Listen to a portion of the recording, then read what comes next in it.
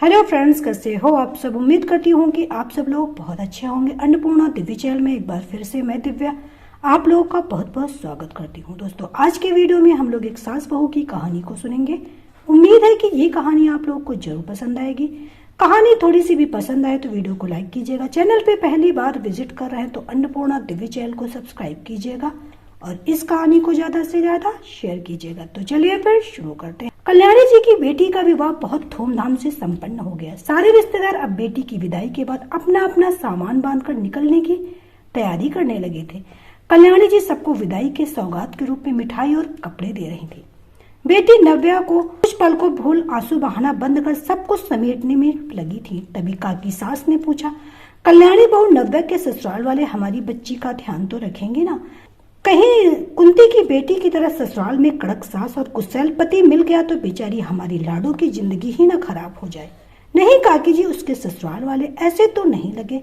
अब आगे राम जाने, पर मैं कुंती की जैसा ना करूंगी कि बेटी ससुराल में तकलीफ में रहे और उससे कहती रहूं जो है अब वही तेरा घर है, जैसे भी हो निभाना पड़ेगा, कल्याणी जी ने कहा। काकी सास ने भी कल्याणी को बेटी का ध्यान रखने को कहकर चली गई।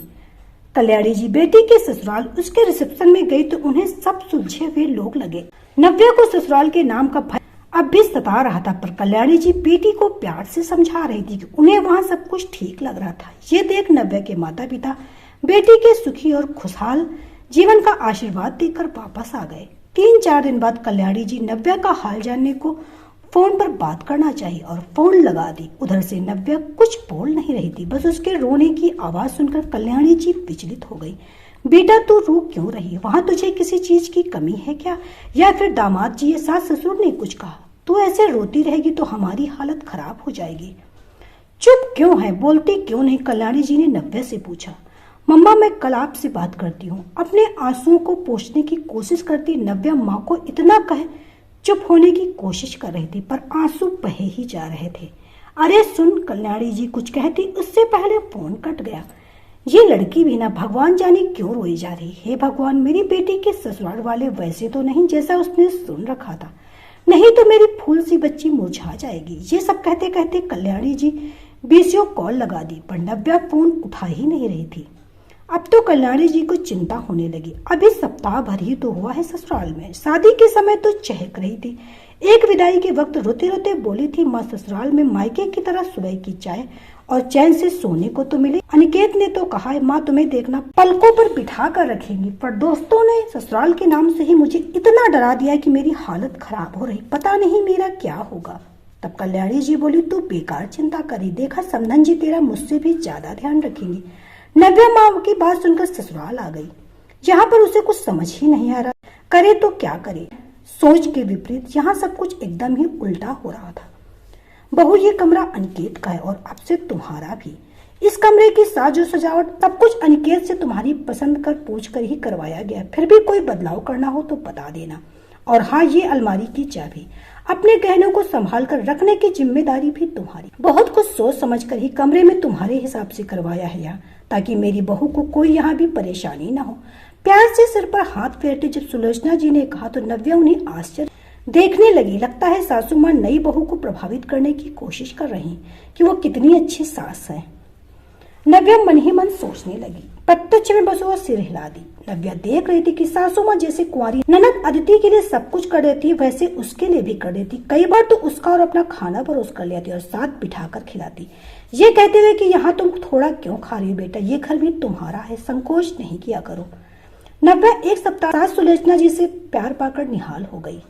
उसे मन ही मन ग्लानि होता, हाय दोस्तों की बातों में आकर मैं सास और ससुराल की अफवाहों कैसे बुरा बुरा सोच कर बैठी हुई थी। आज वो कल्याणी जी से बात करते हुए बस इसीलिए रो रही थी कि आज नव्या की ताई सास अपनी बहू के साथ नव्या को नेक देने आई थी, जो उसके ब्याह के समय नहीं आ पाई थी।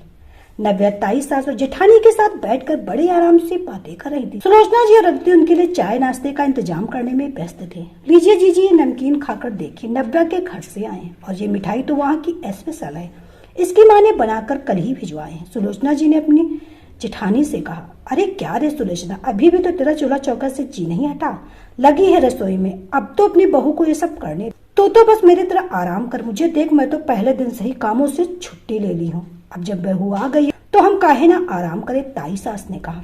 जीजी अभी कितने दिन ही हुए हैं बहू को आए, ससुराल की जिम्मेदारियों से कौन भाग सका है जो ये भागेंगी। बस अभी इसे मायके ससुराल तक की सीढ़ी की पहचान तो करवा दूं। हम तो ससुराल आए तो सीधा पहला कदम छत की ओर बढ़ा दिए। एक एक सीढ़ी चढ़कर ऊपर आने पर कदम संभाल कर रखा जाए, पर एक बार की छलांग में गिरने का डर लगा रहता, जो मैं अपनी फूल से नाजुक बेटी बहू को नहीं कह सकती। अगली बार जब आप आओगी ना तो उसकी जगह मैं बैठूंगी और वो आपको नाश्ता करवाएगी, बस उसे भी थोड़ा सा वक्त दीजिए।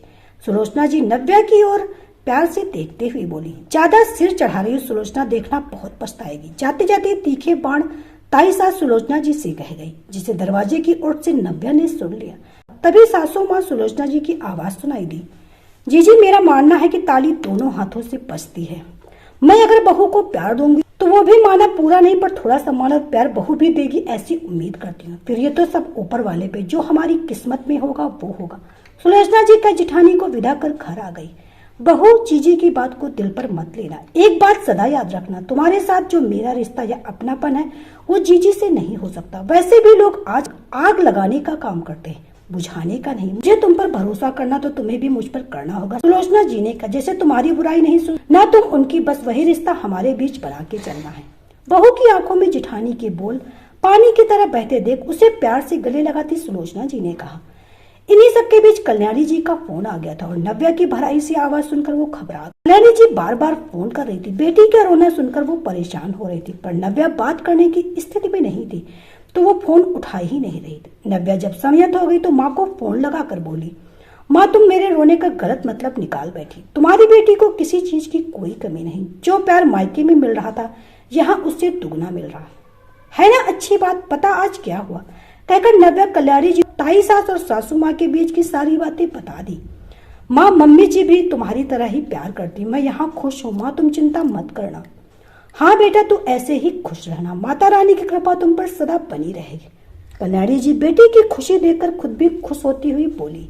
तो दोस्तों ये छोटी सी कहानी आपको कैसी लगी हमें कमेंट करके जरूर बताइएगा। उम्मीद है कि जरूर पसंद आई होगी। कहानी थोड़ी सी भी पसंद आए तो वीडियो को लाइक कीजिएगा। चैनल पे पहली बार विजिट कर रहे हैं तो अन्नपूर्णा दिव्य चैनल को सब्सक्राइब कीजिएगा और इस कहानी को ज्यादा से ज्यादा शेयर कीजिएगा। तो चलिए फिर मिलते हैं नई कहानी के साथ नए वीडियो में, तब तक के लिए bye bye. Subscribe now and press the bell icon. Never miss an update.